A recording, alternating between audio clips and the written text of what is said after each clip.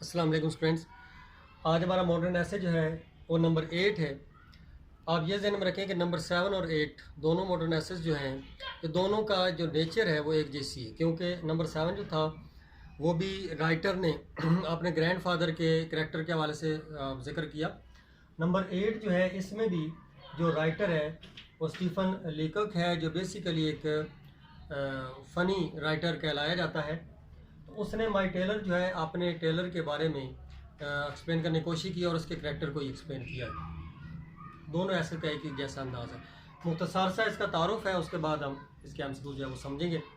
माई Taylor जो ऐसे है इसमें राइटर ये बताता है, स्टीफन लीको कहता है कि टेलर एक वैसे तो माशरे का एक माइनर सा करैक्टर है, इतने लोग ऐसे करैक्टर को अहमियत नहीं देते, लेकिन वो इस करैक्टर को इमोर्टल बना देता है, इसको यानी लाफानी बना देता है, ऐसा करैक्टर बना देता है कि जिसको ज़वाल ना आए, जो हमेशा के लिए मतलब लोगों की ज़िंदगियों में ज़िंदा रहे।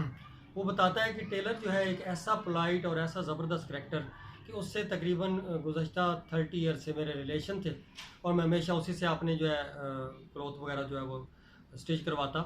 तो उसके ख़ास मैनर थे, उसके ख़ास स्टाइल थे, खड़े होने के शॉप के बैक साइड पे और जो है वो काउंटर के बैक साइड पे, और उसका जो है वो मतलब मेजरमेंट करने का स्टाइल था। फिर उसका जो है मतलब बातचीत टॉकिंग वगैरह करने का, जो गपशप लगाने का अंदाज़ था। तो इस तरह का वो कहता है ना किसी के ख़िलाफ़ कोई कंप्लेन है, ना कोई परेशानी है, ना कुछ, बड़े कह लें कि कॉन्फिडेंस के साथ वो बातचीत करने वाला शख्स था। और कभी उसने अपने घरेलू मामलात, अपनी परेशानियाँ या वो लोगों के सामने जिक्र नहीं की। वो कहता है मेरे सामने शेयर नहीं की, हालांकि उसके हालात जो थे फाइनेंशियली वो डिस्टर्ब था और उसके प्रॉब्लम्स थे काफ़ी। लेकिन बाद में जब राइटर कहता है उस दिन मुझे शौक अचानक एक धचका सा लगा, जिस दिन पता चला कि टेलर वाज डेड, यानी उसकी डेथ होगी। तो बहुत ज़्यादा परेशान हुआ। फिर उसकी फैमिली को पता चला कि उसकी वाइफ और उसकी एक डॉटर भी थी, और फिर वो साथ साथ अपनी फाइनेंशियल जो मामलात हैं वो पूरे करने के लिए कोई चर्च वगैरह में अपने रिलीजियस उसकी प्रैक्टिस भी थी, उसमें भी वो काम करता था। इस तरह वो कहता है कि एक ऐसा करैक्टर जो इमोर्टल है, और ऐसे लोग जो है वो मतलब दुनिया में कम ही पैदा होते हैं। हालांकि उसने कोई ये नहीं कि बड़ा कोई कारनामा किया हो, कोई बड़ा इलाके फतह की हो, ये बात नहीं है। प्रोफेशनली वो एक सिंपल सा शख्स था, लेकिन वो कहता है कि मैनर्स के लिहाज, करैक्टर के लिहाज से ऐसे लोग जो होते हैं वो दुनिया में बहुत कम देखे गए। तो इसको थोड़ा सा समझते हैं एमसीक्यूज़ के लिहाज से। देखिए सबसे वो कह लगा, स्टीफन लीको कहता है कि स्टार्ट ऑफ द ऐसे इज़ फनी एंड इज़, यानी इस ऐसे का स्टार्ट उसने थोड़ा फ़नी अंदाज में, क्योंकि राइटर जो है वो फ़नी है तो इसका हर ऐसे जो है फ़नी अंदाज में होता है। लेकिन इस ऐसे का एंड जो उसने किया वो कैसे किया, सैड किया, फ़नी किया, बैड किया, रॉन्ग किया। उसने सैड कर दिया क्योंकि उसने अपने टेलर का जो करैक्टर बयान किया उसमें उसकी डेथ बयान कर दी, इसलिए एंड जो है वो सैड है। Writer's relation with tailor were for, writer के जो रिलेशन तल्लुकात थे टेलर के साथ कितने अरसे से, 10 ईयर, 20, 30, 40, तो 30 years.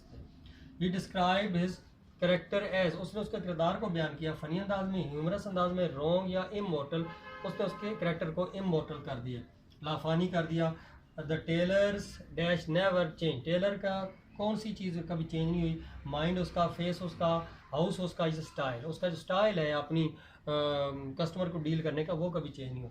He was ever standing back part of his dash, वो हमेशा खड़ा होता था किसके, अपने काउंटर के बैक साइड पे, हाउस में, पोर्च में, शॉप में या रूम में। जाहिर है वो शॉप के ऊपर खड़ा होता था, काम करता था शॉप में। He checked cloth by lifting one, जब कपड़े उसके पास आते उसको स्टिच करने के लिए तो कैसे वो अपनी एक यानी टांग को ऊपर उठाता और अपने एक नी, एक घुटने के ऊपर वो कपड़े को रखता और उसको चेक करता, और दूसरे को टांग को नीचे रखता, इसलिए लेग, नी, आई या ईयर, नी जो है वो उसको। Financially he was sad as were dash in Europe, क्योंकि वो सैड इसलिए था क्योंकि यूरोप में उस वक्त क्या चल रहे थे, कंसाइनमेंट चल रहे थे। कह रहे हैं कि कंसाइनमेंट का मतलब उतार चढ़ाव होता है, हालात जैसे कहते हैं अच्छे ना होना, तो बिजनेस वगैरह बड़े मतलब रॉन्ग जा रहे। री हैड फ्लावर प्रोग्रेस, इसका आंसर नहीं।